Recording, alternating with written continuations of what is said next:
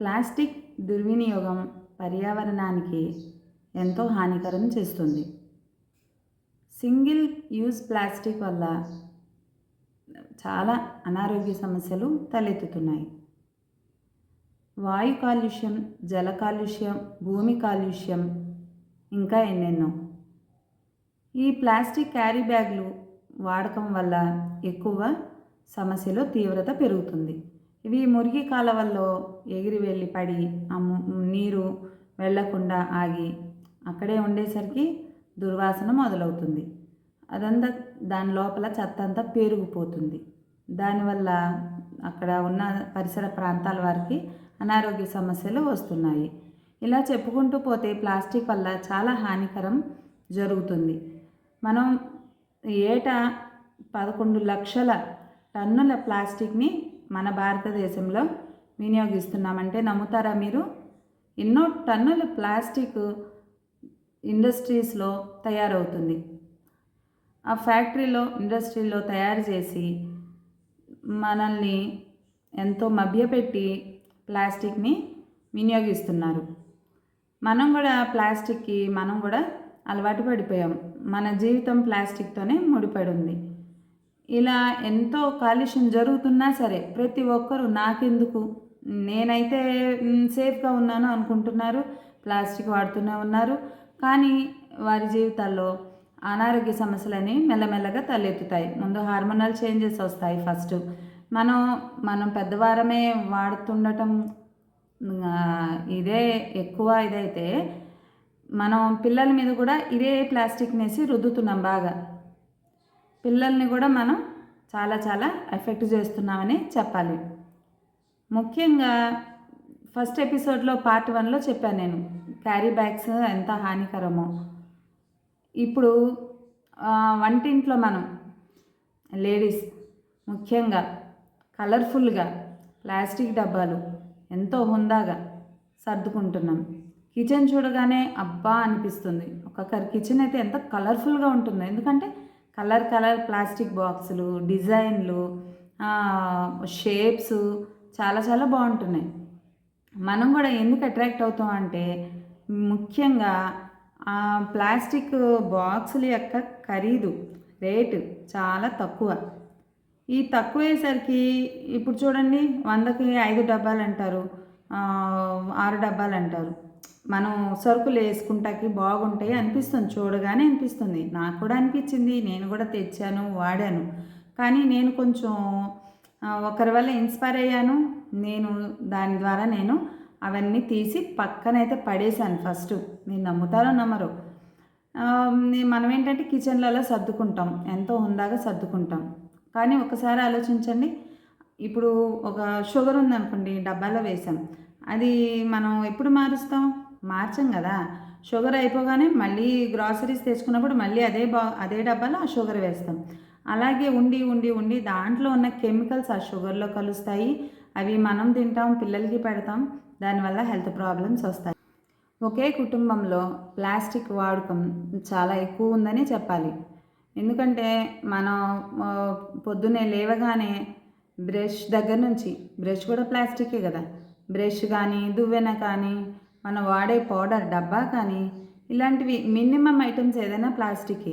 మీరు అనొచ్చు ఇవన్నీ ప్లాస్టికే కదండి, ఓన్లీ కిచెన్ ఐటమ్స్ తీసేస్తే, క్యారీ బ్యాగ్స్ తీసేస్తే ఏమవుతుంది అనుకుంటారు. అవి మనం చిన్నప్పటి నుంచి వాడుతున్నాం, వాటికి అలవాటు అయిపోయాం. కొన్ని మనం యాక్సెప్ట్ చేయాలి. అలాని నేను చెప్పేది ఏంటంటే బ్రష్ 1 నిమిషం చేస్తాం, దువ్వేనా పొద్దున్నుంచి సాయంత్రం వరకు దువ్వుకుంటా ఉన్నాం కదా, జస్ట్ ఇలా దువ్వుకుంటాం, బయటికి వెళ్ళిపోతాం. ఒక సెకండ్, ఒక 2 మినిట్స్, 1 మినిట్ గురించి నేను మాట్లాడట్లేదు. అది అంత ఎఫెక్ట్ ఉండదు. మెయిన్ మనం ఆహార పదార్థాలలో వాడే ప్లాస్టిక్ గురించి మాత్రమే నేను చెప్తున్నాను. అదే క్యారీ బ్యాగ్స్లో అన్నీ తెచ్చుకుంటాం, గ్రాసరీస్ తెచ్చుకుంటాం, కూరగాయలు తెచ్చుకుంటాం, ఇంకేమైనా ఫుడ్ ఐటమ్స్ తెచ్చుకుంటాం, అలాంటివి చెప్తున్నాను నేను. కిచెన్లో అయితే ప్లాస్టిక్ బాక్సుల్లో పెట్టి, గ్రాసరీస్ పెట్టి. ఇంకో విషయం ఏంటంటే మెయిన్గా వాడే పచ్చళ్ళు కూడా మనం ఏమంటాం, నిల్వ పచ్చళ్ళు అంటాం. పచ్చడే నిల్వ చేస్తాం. అది మామిడికాయ పచ్చడి అనుకోండి 1 ఇయర్ వరకు నిల్వ ఉండేటట్టు మనం పట్టేసుకుంటాం. ఓ 100 కాయలో 50 కాయలో.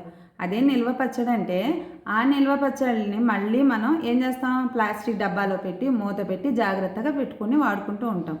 పాతకాలంలో ఏం చేసేవాళ్ళు, జాడీల్లో పెట్టేవాళ్ళు. అమ్మమ్మలు మన అమ్మ వాళ్ళు జాడీల్లో పెట్టి జాగ్రత్తగా దాని మూతికి క్లాత్ కట్టి నీట్గా పెట్టేవాళ్ళు.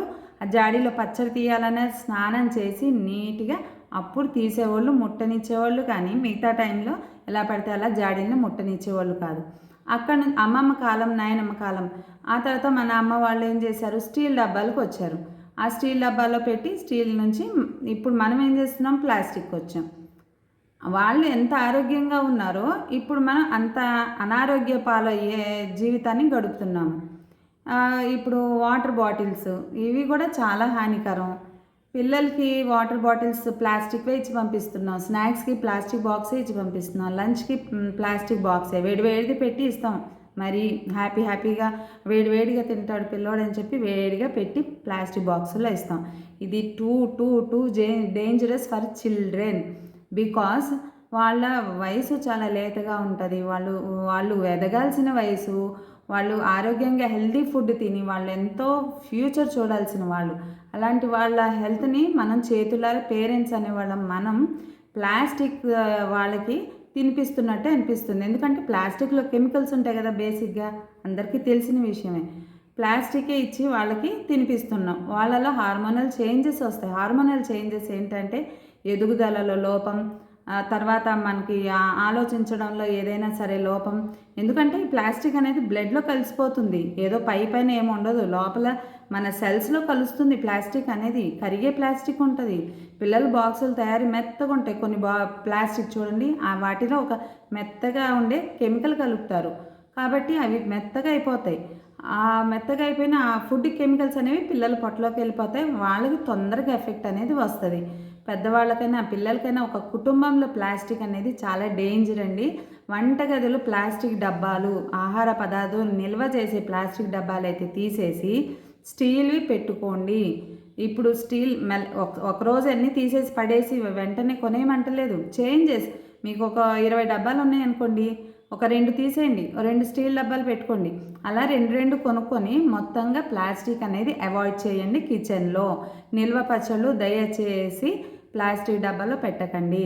Water bottles, night time water bottles కూడా ప్లాస్టికే యూజ్ చేస్తారు, వద్దు. మీకు ఇంకా వాడుకోవాలంటే టప్పర్వేర్ ఉంటాయి, క్వాలిటీ ఎక్కువ ఉంటుంది, కొంచెం రేట్ ఎక్కువ ఉంటుంది, ఇట్స్ ఓకే, అయినా పర్వాలేదు. మామూలు ప్లాస్టిక్ అంటే ఇది కొంచెం బెటర్, కానీ అది కూడా ప్లాస్టిక్. నన్ను అడిగితే అసలు ప్లాస్టిక్ ఏది వద్దు, స్టీల్ అనే అంటాను నేనైతే. స్టీల్ వాడండి, స్టీల్ వాటర్ బాటిల్సే పిల్లలకి పంపండి, స్టీల్ బాక్సులు కొనండి. మనం స్టీల్ బాక్సుల్లోనే తిన్నాం కదా, మన అమ్మ వాళ్ళు మనకు పంపించినప్పుడు కాలేజీ కానీ స్కూల్ కానీ మనం వాడినప్పుడు మనం వాళ్ళకి ఎందుకు ప్లాస్టిక్ వాడాలి అంటాను నేను. ప్లాస్టిక్ వద్దు, స్టీల్ బాక్సులు వాడండి, స్టీల్ వాటర్ బాటిల్ వాడండి. వంటగదిలో కూడా స్టీలే మెయింటైన్ చేయండి. మ్యాక్సిమం మీకు వీలైనంత వరకు స్టీలే వాడమని నా సలహా అయితే అండి. నీ మాట వినాలా అని అనొచ్చు మీరు, నేను కాదంటలేదు. కానీ ఎవరో ఒకళ్ళు వినాలి కదా, ఎవరో ఒకళ్ళు ముందుకు రావాలి కదా, ఎవరో ఒకళ్ళు వచ్చి చెప్తేనే కదా అర్థమయ్యేది. ఇప్పుడు ఈరోజు మీకు నేను కూడా సంవత్సరం దాకా నేను వినలేదు. నేను ఒక ఇన్సిడెంట్ చూసాను, నేను ఏం పట్టించుకోలేదు, ఇంకా కొన్నాను, తర్వాత కూడా ప్లాస్టిక్ కొన్నాను. కానీ ఒక్కరోజు అనేది నాకు చాలా చాలా మైండ్ అనేది డిస్టర్బ్ అయిపోయి నేను మొత్తం ఇంట్లో ప్లాస్టిక్ అనేది రిమూవ్ చేసేసాను. నేను స్టీలే వాడుతున్నాను, పిల్లలు కూడా స్టీల్ బాక్స్లోనే పెడుతున్నాను. నేను మా వారికి అందరికీ మేము స్టీలే యూజ్ చేస్తున్నాం. కాబట్టి మెల్లమెల్లగా స్టీల్ వాడండి. ఇప్పుడు ఉప్పు కారం ఇవ్వంటారా, గాజు ఉంటాయి, గాజు బాటిల్స్ ఉంటాయి, అవి వాడండి. గాజువి వాడండి, స్టీల్ వాడండి, ఇత్తడి వాడండి ఉంటే. ఇత్తడి తర్వాత రాగి వాడొద్దు, రాగి ఫుడ్ ఐటమ్స్కి ఇదవద్దు, నల్లగా అయిపోతాయి తర్వాత. ఇత్తడి అయితే చాలా చాలా బెస్ట్. అన్నం వండటానికి కానీ ఏదైనా ఐటమ్స్ వండుకోవడానికి ఇత్తడైనా చాలా బెస్ట్. యూజింగ్ కూడా ఇత్తడి బెస్ట్, ఓకే. బట్ ఇప్పుడు ఇత్తడి కాస్ట్ అనేది కొంచెం ఎక్కువ. మనందరం ఇత్తడి వాడే వాళ్ళు ఉంటే చాలా చాలా హ్యాపీ. లేదంటే కనీసం స్టీల్ అయినా వాడండి. ఆ స్టీల్కి టర్న్ అయిపోండి, మీకు హ్యాపీగా ఉంటుంది, సాటిస్ఫాక్షన్ ఉంటుంది. మనం పిల్లలకి మంచి ఫ్యూచర్ ఇస్తున్నాం, ఎంతో కొంత ఈ ప్లాస్టిక్ నుంచి బయటపడ్డాము అన్న సాటిస్ఫాక్షన్ అయితే ఉంటుందండి. నేను చెప్పేది ఒకటే, ప్రతి ఒక్కరూ ఈ క్యారీ బ్యాగ్స్ కానీ ఇంట్లో కిచెన్ ఐటమ్సే కానివ్వండి, పిల్లలకే కానివ్వండి, ప్లాస్టిక్ అనేది అవాయిడ్ చేసేయండి. ఈ మనం ఏదైనా బౌల్స్ ప్లాస్టిక్ ఇవన్నీ తీసేయండి. అసలు బౌల్స్ కూడా మనం ఏదైనా స్నాక్స్ వేసుకొని తింటాం, తీసేయండి. గాజువి పెట్టుకోండి. పిల్లలు పగలు కొడతారు, పోతే ఒకటి పోద్ది, ఇంకోటి పెట్టండి. వాళ్ళకి అలవాటైద్ది. గాజుది ఒకసారి పగిలింది, రెండోసారి జాగ్రత్తగా పెట్టుకోవాలని వాళ్ళకు కూడా మెయింటెనెన్స్ వస్తుంది. గాజు గ్లాసులు అలవాటు చేయండి. వాటర్కి స్టీల్ గ్లాస్ పెట్టండి. ప్లాస్టిక్ జార్స్లో వాటర్ పెట్టి పెట్టకండి. ఎందుకంటే దాంట్లో వాటర్లో ఎక్కువ తొందరగా కెమికల్స్ తొందరగా జాయిన్ అయిపోతాయి. ప్లాస్టిక్ బాటిల్లో కెమికల్స్ అనేవి తొందరగా అవుతాయి. మనకి ఇప్పుడు ఇప్పుడు మీరు ఇన్ని చెప్తున్నారు, బయట మొత్తం ప్లాస్టికే కదా, వాటర్ బాటిల్స్ కానీ ఏదైనా అమ్ముతున్నారు అంటారు. కానీ వాడు చేసేవాడికి వాడికి ఉండాలి, మనకు కూడా ఉండాలి కదా. వాడు చేసేవాడు ఎలాగైనా చేస్తాడు, ఎలాగైనా అమ్ముతాడు. కానీ మనకు కూడా ఉండాలి కదా. మనం ఏం వాడుతున్నాం, ఏం చేస్తున్నాం, మన ఫ్యూచర్ జనరేషన్స్కి ఏం మంచి చేస్తున్నాం అనేది కూడా మనకు తెలిసి ఉండాలి. కాబట్టి దయచేసి ఈ ప్లాస్టిక్ మహమ్మారి నుంచి మన భారతదేశాన్ని మనం కాపాడుకుందాం. ప్రభుత్వం కాదండి, ప్రతి ఒక్కరు కూడా ముందడుగు వేయాలి. స్కూల్సే కానివ్వండి, ఏ ఆర్గనైజేషన్ అయినా సరే, ఏ ఇల్లు అయినా సరే, ఏ కుటుంబం అయినా సరే, ప్రతి ఒక్కరూ చెత్త అనేది ఎక్కడ పడితే అక్కడ పడేయొద్దండి. డస్ట్బిన్లో మాత్రమే వేయండి. ఎక్కడ పడితే అక్కడ వేయొద్దు, ఎలా పడితే అలా వేయొద్దండి ప్లాస్టిక్. కాబట్టి ప్రతి ఒక్కరూ చెత్త అనేది డస్ట్బిన్లో వేయండి. ఏదన్నా రోడ్డు మీద ఏదన్నా ప్లాస్టిక్ కనిపించినా సరే మీకు తీసి డస్ట్బిన్లో వేయండి, ప్రాబ్లం ఏం లేదు. మన దేశం ఇది, మన దేశం, మన ఊరు, మన రోడ్లు, మన షేమేం కాదు. వంగి ఇప్పుడు ఆ ప్లాస్టిక్ కవరు ప్లాస్టిక్ గ్లాసు కింద ఉంటుంది, తీసి ఆ డస్ట్బిన్లో వేసినంత మాత్రాన ఏం ప్రాబ్లం అవ్వదు.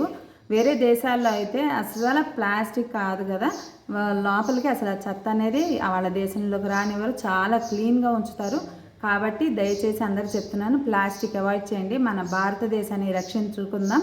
ప్రభుత్వంతో పాటు మనం కూడా ప్రతి ఒక్కరం అడుగు తీసి అడుగేసి స్ఫూర్తినిద్దాం. ఇన్స్పిరేషన్గా మనం కూడా ప్లాస్టిక్ని ప్లాస్టిక్ అనే కాదు, ప్లాస్టిక్ ఒక భూతం, ఆ భూతాన్ని మన దేశం నుంచి తరిమి కొడదాం.